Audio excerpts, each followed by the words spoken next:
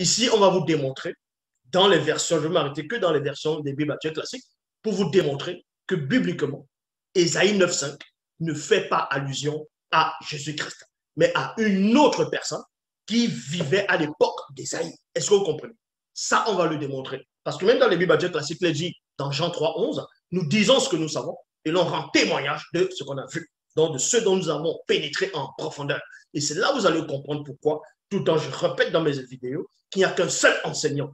Les autres sont des pauvres arrivistes qui ne maîtrisent rien, des rigolos, des pantins. Donc, ici, avant de comprendre le mystère d'Ésaïe 9,5, il faut d'abord comprendre pourquoi Ésaïe, qui était un prophète majeur dans ce qu'eux vont nommer l'Ancien Testament, a prophétisé sur un personnage qui devait venir et la domination devait reposer sur son épaule. On devait l'appeler Père éternel, Dieu puissant, prince de la paix. Pourquoi est-ce qu'on va appeler un homme? Pourquoi est-ce qu'on va donner des titres de cette envergure à un homme, à un mortel? Donc, on va vous montrer que c'est juste une mauvaise traduction.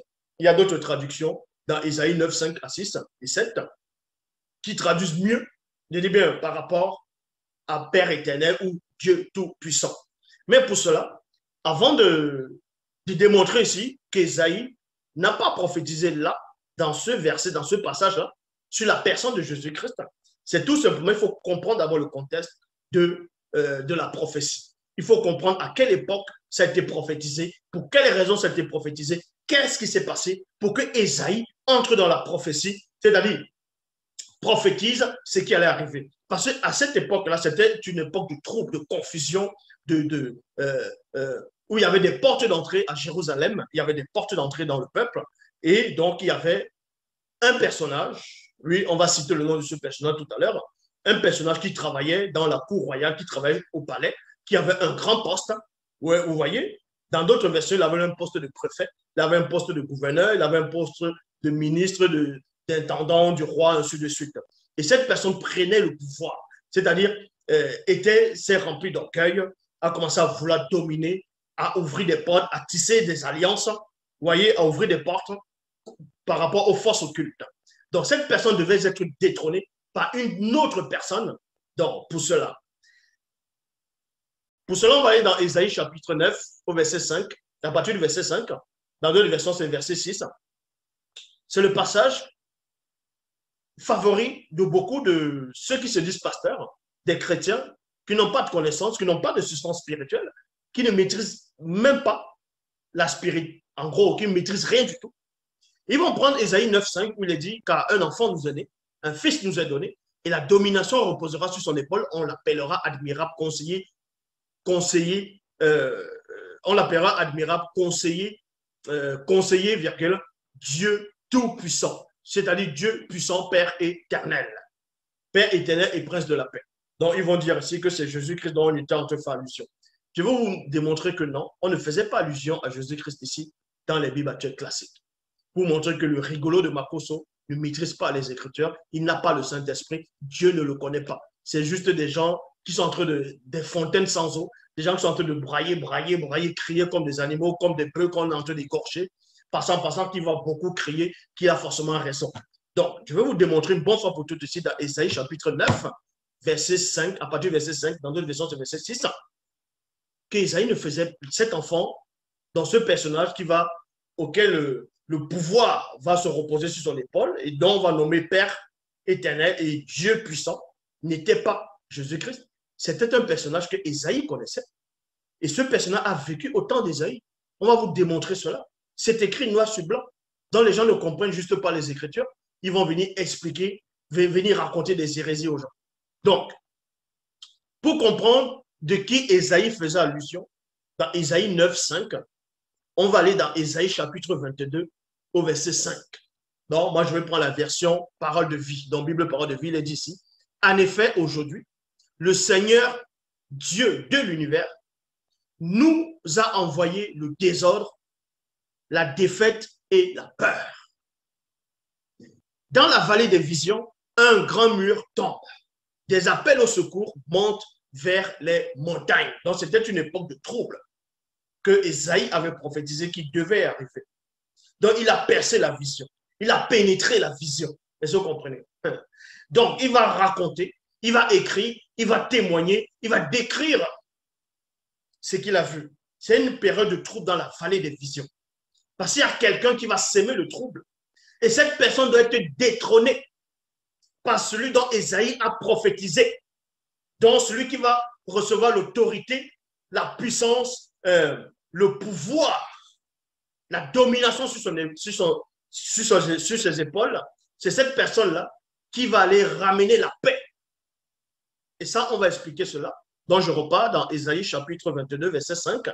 Il est dit, en effet, aujourd'hui, le Seigneur Dieu de l'univers nous a envoyé le désordre, la défaite et la peur dans la vallée des visions, de la vision. Un grand mur tombe et des appels de secours au secours montent vers les montagnes. Les troupes des lames portent arcs et flèches. Il y a point ici. Il y a des chars avec des combattants et des cavaliers. Les soldats de Tyr préparent leurs boucliers. Jérusalem, virgule, tes plus belles vallées sont remplies de chars de guerre. Et les cavaliers sont prêts à attaquer devant tes portes. Donc, Jérusalem est dans le trouble. Le peuple est dans le trouble. Donc, Ésaïe voit déjà cela. Mais pour cela, il faut un libérateur qui va venir libérer les gens de cette invasion, de cette peur, de cette confusion, de ce trouble. Pour cela, il faut que cette personne, ce libérateur, puisse avoir l'autorité, puisse avoir un pouvoir divin en lui, puisse avoir la clé. On doit lui remettre l'autorité sur ses épaules, la domination sur ses épaules. Il doit être comme un être supérieur, comme un héros divin. Isaïe avait vu cette personne, a prophétisé sur cette personne. Mais c'est ça qui a échappé au rigolo des Makosso, au rigolo de cet Tintin de chrétiens. Donc, vous dit ici, Jérusalem, tes plus belles vallées sont remplies de chars et de guerre. Et les cavaliers sont prêts à attaquer devant tes portes. Le royaume de Juda n'est plus protégé. Ce jour-là, vous avez tourné les yeux vers les armées gardées dans le bâtiment appelé la forêt. Vous avez vu tous ces fentes dans les murs qui protègent la ville de David. Vous avez fait des provisions d'eau dans le réservoir intérieur. Ésaïe chapitre 22 au verset 15. Dans la Bible observée, il dit, ainsi dit le Seigneur, l'Éternel des armées. 2 points. Va, rends-toi vers ce favori du roi, vers Shebna, le préfet du palais. C'est ce Shebna-là qui est le favori du roi. Dans d'autres versions, il est le préfet. Dans d'autres versions, il est gouverneur, il est ministre, il est intendant du roi. C'est cette personne-là qui avait la domination, qui a sémé le trouble à Jérusalem. C'est cette personne-là qui a ouvert des portes d'entrée. Et c'est cette personne-là qui va sémer la confusion parce que l'orgueil a saisi cette personne. Cette personne devenait arrogante. Cette personne se proclamait déjà, c'est-à-dire puissant. Vous voyez, son élévation. Donc, il fallait quelqu'un pour renverser cette personne-là, pour ramener la paix. Parce que cette personne a ramené déjà le trouble à Jérusalem. C'était une époque de trouble que cette personne allait ramener, de désordre, de confusion totale. Ésaïe avait vu cela. On a prévenu cela à Ésaïe. C'est en cela où on dit ici dans Ésaïe chapitre 22, verset 15, ainsi a dit le Seigneur, l'Éternel des armées, va, rends-toi vers ce favori du roi, vers Shebna, le prophète du palais. Traduction Louis II 1910, il est dit, ainsi parle le Seigneur, virgule, l'Éternel des armées, va vers ce courtisan, vers Shebna, gouverneur du palais. Traduction Pierrette Lamar, Clénard, il est dit ici, contre Sobna, le prophète du palais, ainsi parle le Seigneur, Yahvé des armées. Va et entre chez ce ministre qui se taille un sépulcre à un lieu élevé, qui se creuse une demeure dans le roc. Ésaïe chapitre 22, verset 16. Bible en français courant, il est dit, quel droit de propriété ou quel droit de parenté possèdes-tu ici? On s'adresse à cette personne-là qui apporte le trouble. Possèdes-tu ici? Pour t'y faire tailler un tombeau. Le tailler très haut et creuser dans le rocher ta dernière demeure. Point d'interrogation. Ésaïe chapitre 22, verset 16. Donc, plutôt, oui, Ésaïe chapitre 22, verset 16, dans la Bible en français courant, la Bible parole de ville est ici. Quel droit de propriété et quel droit de parenté possèdes-tu ici? Pour t'y faire tailler un tombeau. Le tailler très haut et creuser dans le rocher ta dernière demeure. Point d'interrogation. Ésaïe chapitre 22, verset 17. Bible en français, Bible parole de vie. Tu crois que tu es fort, virgule, un point. Eh bien, le Seigneur va te rejeter au loin. Parce qu'il y a des gens qui viennent lire, ils vont juste prendre un seul verset pour venir dire que non, ça s'adresse à Jésus. Il faut lire tout Ésaïe 8 et tout Ésaïe 9 pour comprendre que cette prophétie ne s'adressait pas à Jésus. Cet enfant dont la domination va être confiée sur ses épaules ne s'adressait nullement à Jésus. Et lisez aussi et tout Ésaïe 22. Vous allez comprendre que cette personne n'a rien à voir avec Jésus. Donc, Ésaïe chapitre 22, verset 17, Bible parole de vie, il est dit ici, tu crois que tu es fort. Donc, on s'adresse à ce prophète, on s'adresse à ce gouverneur en fonction des versions, à ce ministre-là, qui voulait déjà trop prendre le pouvoir, qui dominait déjà, qui écrasait, qui apportait le trouble à Jérusalem. Donc, il fallait le détrôner, parce que cette personne avait des grands, c'est-à-dire avait une force. C'est ça qu'on vous dit ici. Tu crois que tu es fort, eh bien, le Seigneur va le rejeter au loin. Il va t'entourer de cordes. Bible Ostéval, voici l'Éternel va te lancer au loin, comme avec un bras vigoureux. Il t'enveloppera de toutes parts. Traduction King James française, il est dit, voici le Seigneur t'amènera loin par une captivité puissante. Pourquoi une captivité puissante? Quelle est la personne qui va l'amener dans cette captivité, à cette personne-là, à Sebna? Il fallait quelqu'un qui va avoir l'autorité, qui vient de Dieu, selon les Bibles classiques, qui va exercer un pouvoir divin pour détrôner cette personne-là qui est en train de prendre le pouvoir, qui est en train de s'aimer le trouble. C'est de ça qu'Ésaïe a vu.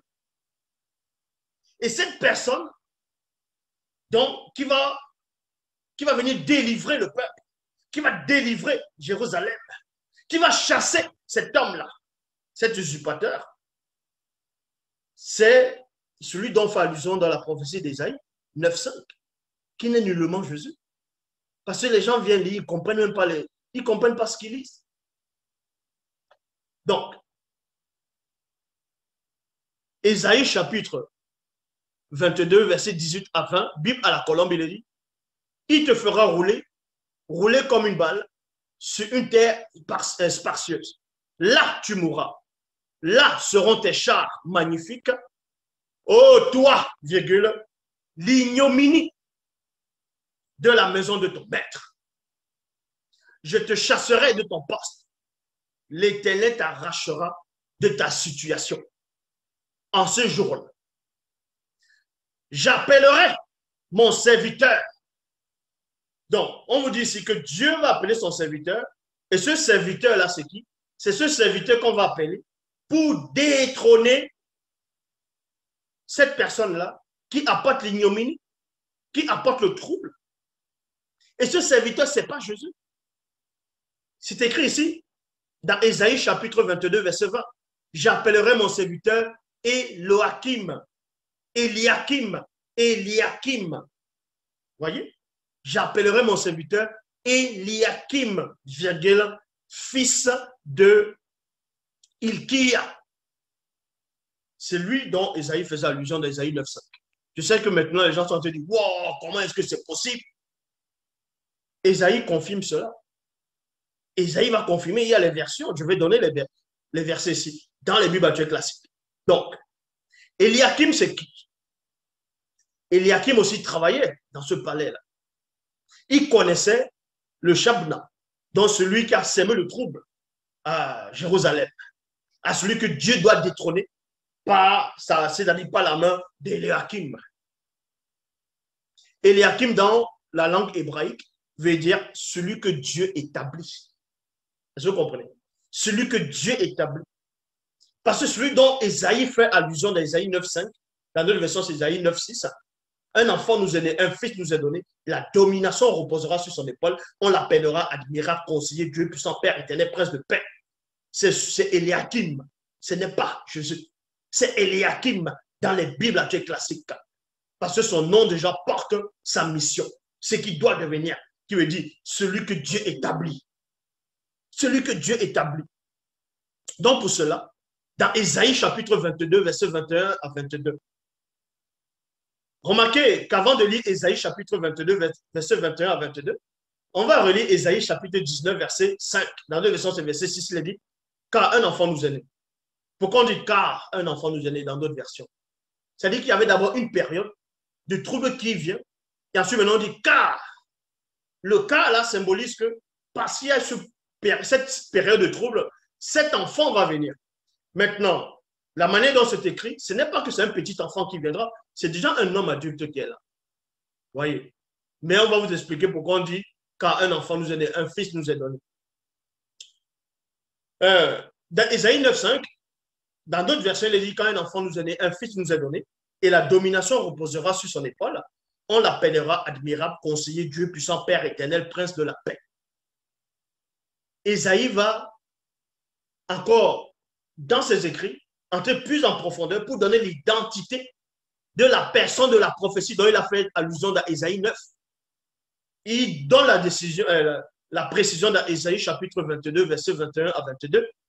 Il dit ici, je le revêtirai de ta tunique. On va revertir qui de la tunique de qui? Eliakim, c'est celui qui veut dire en gros Dieu a établi. C'est celui dont Ésaïe a prophétisé dans Ésaïe 9,5. C'est ce Eliakim que Dieu va revêtir de la tunique de qui? De cette personne qu'on doit détrôner, de ce Sabda.